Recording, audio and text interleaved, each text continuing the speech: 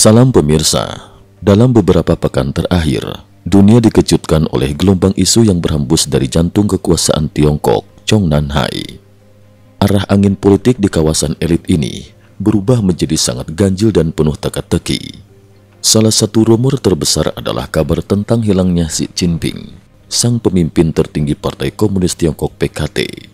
Bahkan sekedar rumor biasa, isu ini kini telah menjadi pembicaraan serius, bahkan di lingkungan elit Amerika Serikat.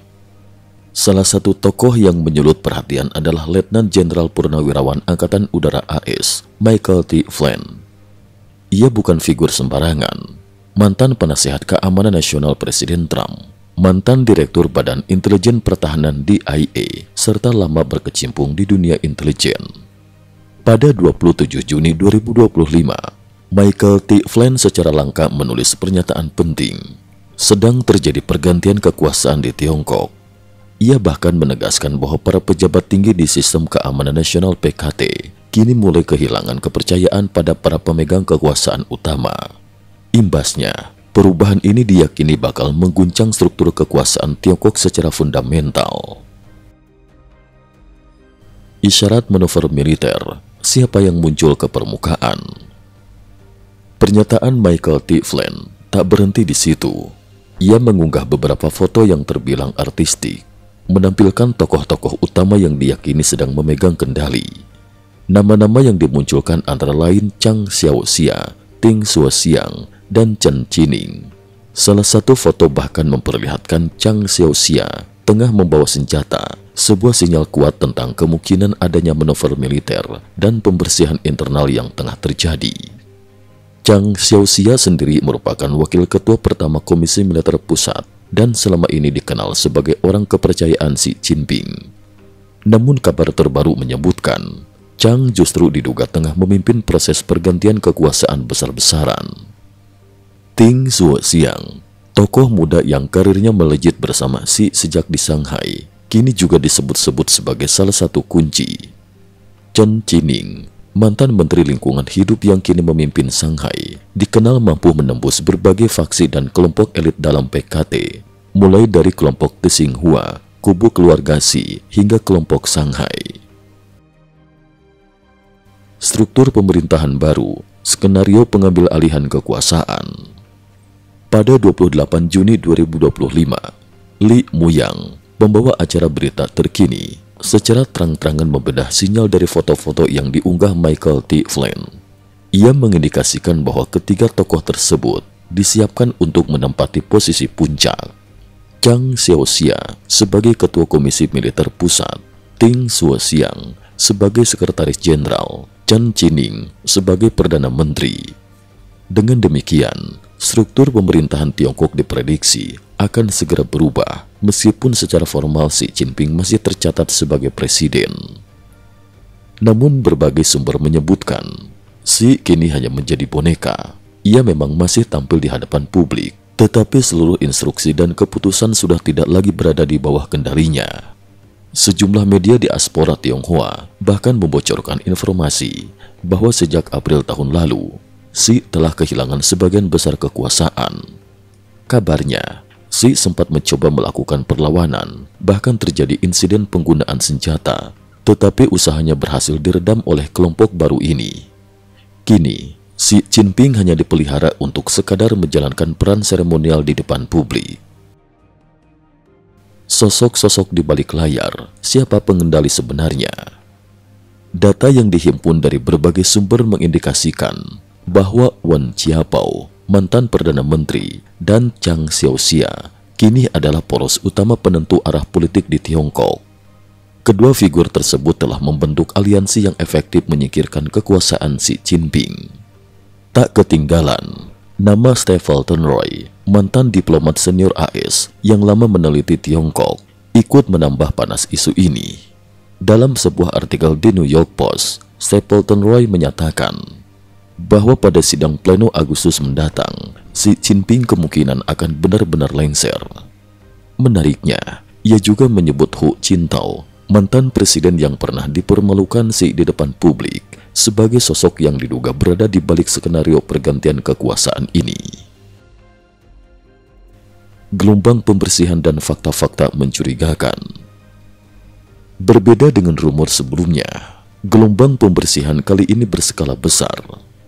Para loyalisi satu persatu tersingkir dari jajaran militer dan politik, bahkan beberapa di antaranya diberitakan meninggal secara misterius dengan kondisi dengan penuh tanda tanya.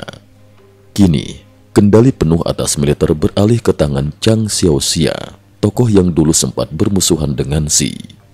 Dukungan terhadap tesis ini juga terlihat dari serangkaian fakta aneh.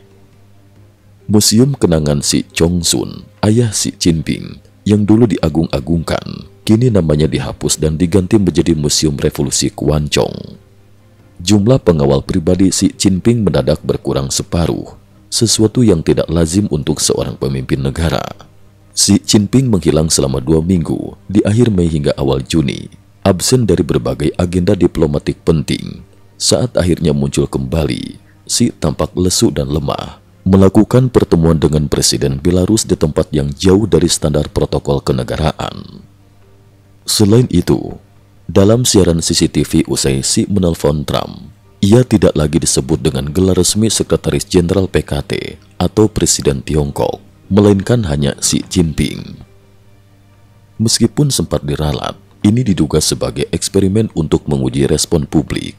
Bahkan, para dosen universitas kini berani mengkritik Xi secara terbuka, sesuatu yang sebelumnya sangat tabu. Siapa calon pengganti? Walau belum ada kepastian, sejumlah nama mencuat sebagai kandidat pengganti. Salah satunya adalah Wang Yang, mantan Wakil Perdana Menteri dan Ketua Dewan Permusyawaratan Politik Rakyat.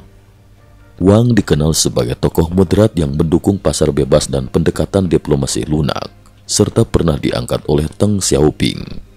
Dipertimbangkan pula oleh para tetua partai, ia dinilai mampu membawa Tiongkok menuju perubahan tanpa kekerasan. Akar masalah, krisis ekonomi dan legitimasi rezim.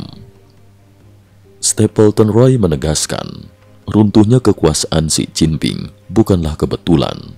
Kepemimpinan otoriter Xi telah menimbulkan krisis multidimensi.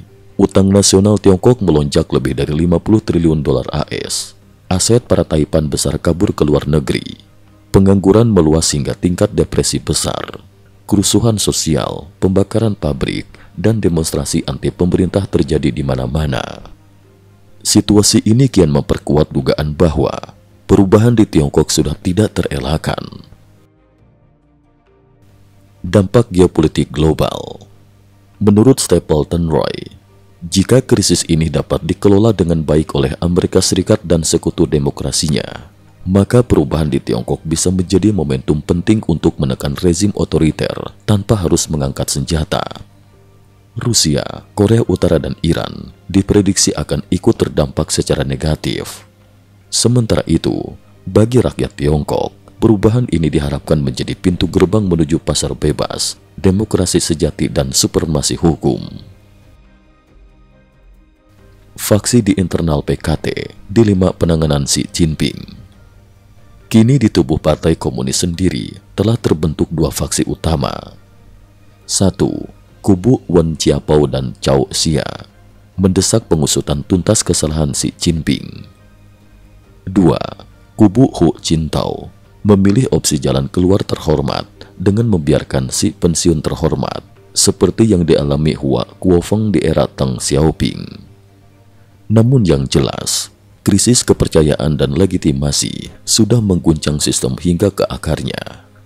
Jika militer dan tetua politik tidak lagi mendukung Xi, maka pertanyaan besarnya, seberapa lama sistem ini bisa bertahan? Kesimpulan, era Xi Jinping di ujung tanduk, Tiongkok menuju babak baru. Perubahan kekuasaan kali ini bukan lagi rahasia yang dikunci rapat di ruang belakang. Seluruh dunia kini mengawasi, bahkan jenderal-jenderal senior AS sudah angkat bicara. Semua ini adalah sinyal bahwa era kepemimpinan Xi Jinping dan bahkan dominasi Partai Komunis Tiongkok sedang berada di ujung tanduk. Bagi para loyalisi dan mereka yang masih mengikatkan diri pada rezim lama, saatnya waspada karena gelombang besar sedang datang dan sejarah tidak pernah memberi ampun pada mereka yang tidak siap beradaptasi. Seperti diungkap oleh analis, Partai Komunis Tiongkok saat ini ibarat gedung tua yang tampak megah dari luar, tetapi di dalamnya sudah kosong, retak dan lapuk.